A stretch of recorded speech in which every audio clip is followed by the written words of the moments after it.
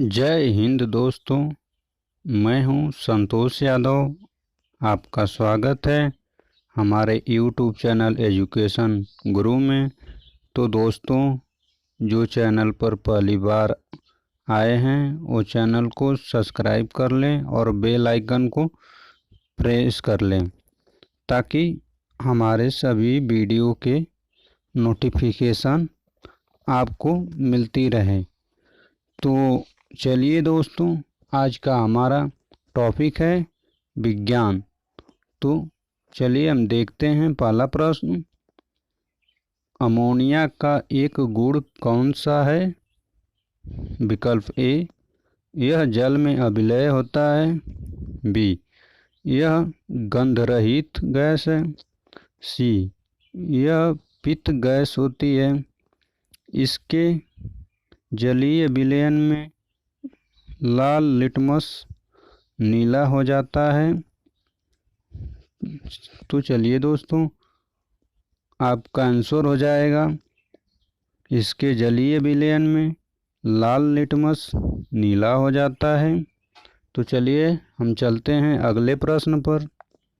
निम्न में से किसमें शीशे की मात्रा अधिक पाई जाती है? विकल्प है कोयला, खाना पकाने की गैस, उच्च ऑक्टेन वाला ईंधन, निम्न ऑक्टेन वाला ईंधन। तो दोस्तों, हमारा आंसर हो जाएगा उच्च ऑक्टेन वाला ईंधन। तो चलिए हम चलते हैं अगले प्रश्न की ओर। यूरेनियम अंततः किस तत्व के अस्थायी आइसोटोप कोष्ठ में समस्थानिक में बदल जाता है? विकल्प है रेडियम, थोरियम, सीसा, पोलोनियम। तो दोस्तों, हमारा आंसर हो जाएगा सीसा। तो चलिए चलते हैं हम अगले प्रश्न पर। श्वेत फुफ्फुस रोग पाया जाता है? विकल्प ए, कागज उद्योग के कर्मचारियों में, सीमेंट उद्योग के कर्मचारियों में, कपास उद्योग के कर्मचारियों में, पीड़कनाशक उद्योग के कर्मचारियों में। तो आपका आंसर हो जाएगा सीमेंट उद्योग के कर्मचारियों में। तो आप लोग याद रखना। चलिए देखते हैं हम अगला प्रश्न। ल्यूकीकिया या रक्त का लक्षण निम्न में से किसमें असामान्य वृद्धि है? लाल रक्त कोशिकाएं, श्वेत रक्त कोशिकाएं, रक्त पट्टिकाणु, रक्त प्लाज्मा। तो आपका आंसर हो जाएगा श्वेत रक्त कोशिकाएं। तो चलिए देखते हैं हम अगला प्रश्न। पृथ्वी के वायुमंडल में कौन सी गैस विपुल मात्रा में है? विकल्प nitrogen, oxygen, argon, carbon dioxide. तो दोस्तों, आपका उत्तर हो जाएगा नाइट्रोजन। तो आप लोग इसे याद रखना। तो चलिए चलते हैं अगले प्रश्न पर। ग्रीन हाउस प्रभाव के कारण विकल्प पृथ्वी का तापमान कम हो रहा है, पृथ्वी का तापमान बढ़ रहा है, पृथ्वी का तापमान स्थिर है, उपरोक्त में से कोई नहीं। तो दोस्तों, आपका विकल्प बी वाला सही है, पृथ्वी का तापमान बढ़ रहा है। तो आप लोग इसे याद रखना। तो चलिए देखते हैं हम अगला प्रश्न। गुणसूत्रों में होते हैं?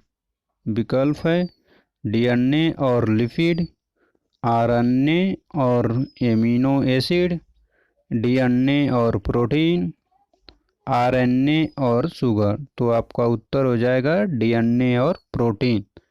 तो आप लोग याद रखना। तो चलिए देखते हैं अगला प्रश्न। प्रकाश की किरण को पूर्ण आंतरिक परावर्तन के लिए किससे गुजरना होता है? कांच से जल, जल से कांच, वायु से जल, वायु से कांच। तो दोस्तों आपका उत्तर हो जाएगा कांच से जल। तो आप लोग इसे याद रखना। तो चलिए देखते हैं अगला प्रश्न। किस विटामिन की कमी से खून का बहाना नहीं रुकता है? Vitamin A, vitamin B, vitamin C, vitamin K. तो आपका उत्तर हो जाएगा विटामिन के। जी हाँ, विटामिन के की कमी के कारण खून का बहाना नहीं रुक पाता है। तो इसे आप लोग याद रखना। तो चलिए देखते हैं हम अगला प्रश्न। कैंसर के उपचार के लिए प्रयुक्त तत्व है हीलियम, आर्गन, क्रिप्टॉन, रेडान। तो दोस्तों कैंसर के उपचार के लिए प्रयुक्त तत्व है रेडान। तो आप लोग इसे याद रखना।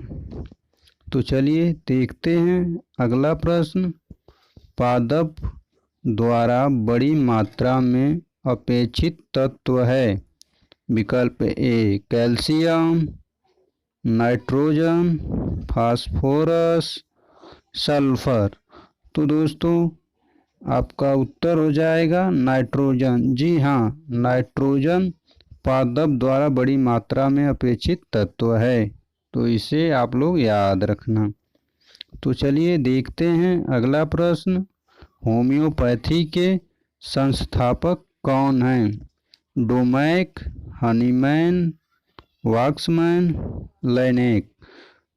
तो दोस्तों आपका उत्तर हो जाएगा हनीमैन।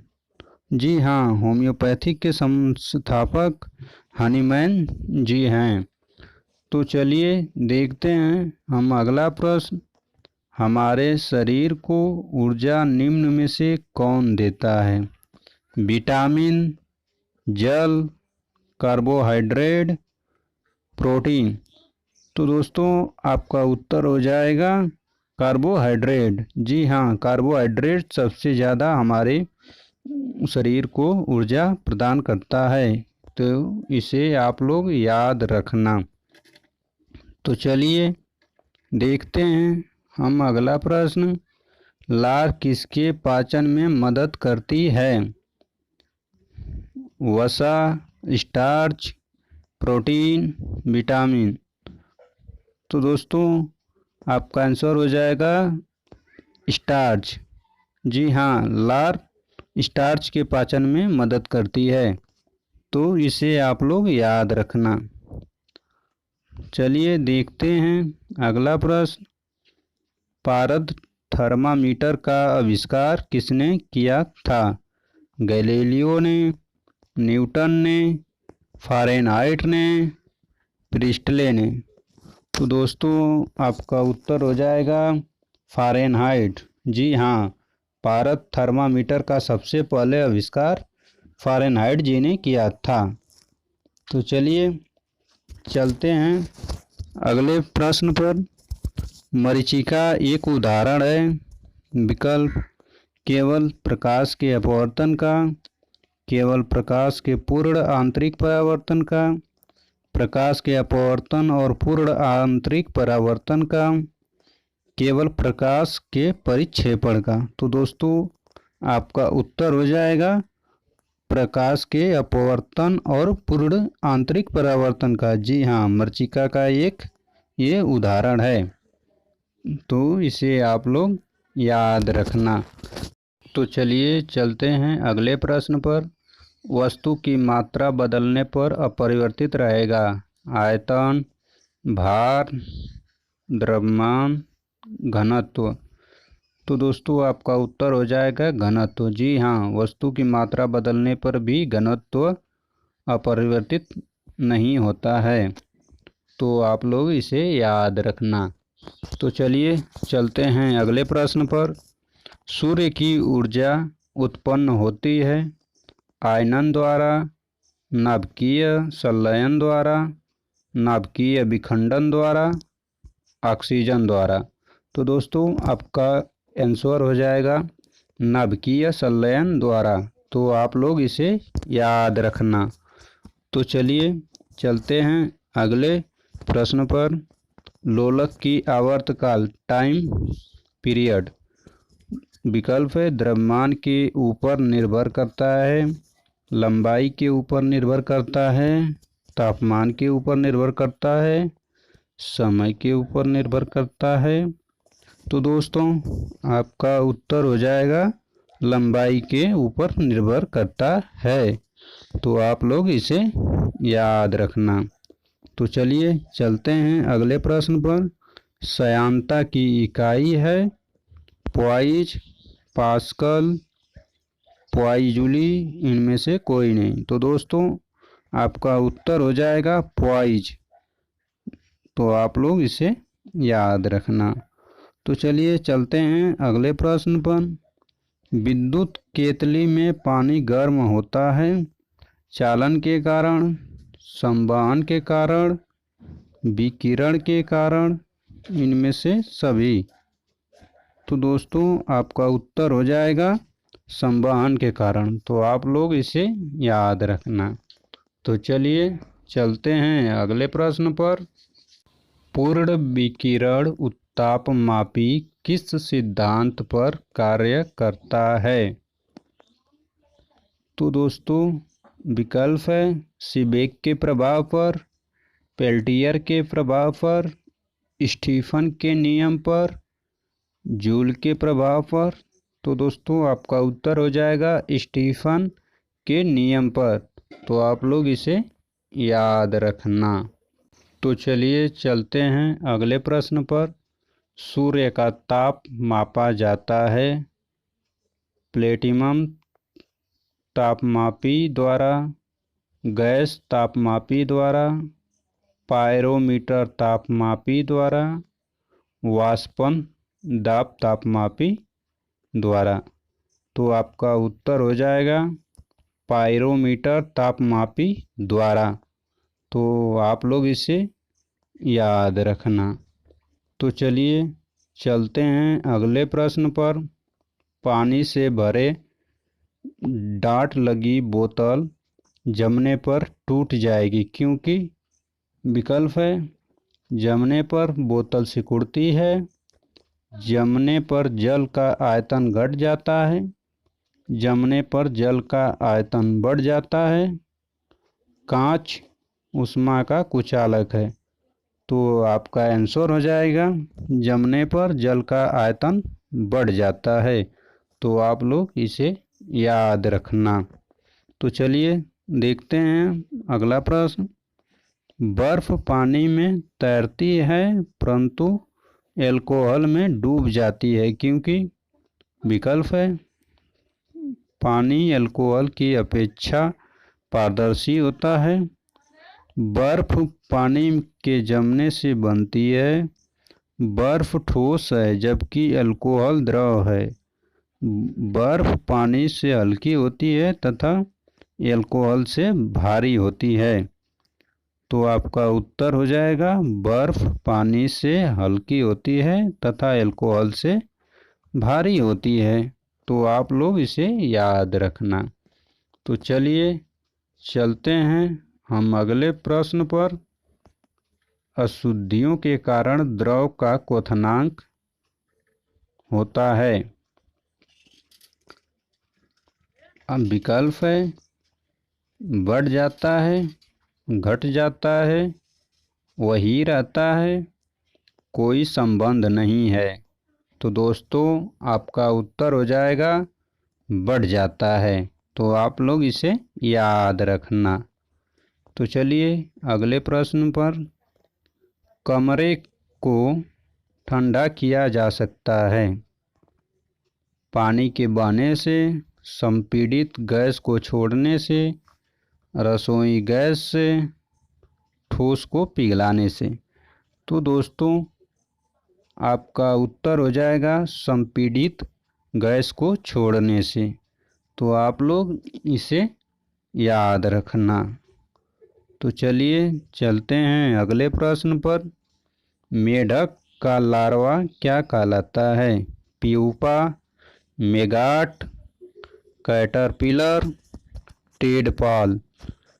तो दोस्तों आपका उत्तर हो जाएगा टेडपॉल। जी हाँ, मेढक का लार्वा टेडपॉल कहलाता है। तो आप लोग इसे याद रखना। तो चलिए हम देखते हैं लास्ट क्वेश्चन। तापक्रम पर किसी जंतु की प्रसुप्ति डॉर्मेंसी को कहते हैं? Regeneration, mutation, hibernation, aestivation. तो दोस्तों आपका उत्तर हो जाएगा हाइबरनेशन। तो आप लोग इसे याद रखना। तो दोस्तों आज का हमारा टॉपिक था विज्ञान। तो दोस्तों हमने इसमें जो परीक्षा में सबसे ज़्यादा प्रश्न पूछे जाते हैं उसको कवर किया है। तो आप लोग इसे लाइक और शेयर ज़रूर करें।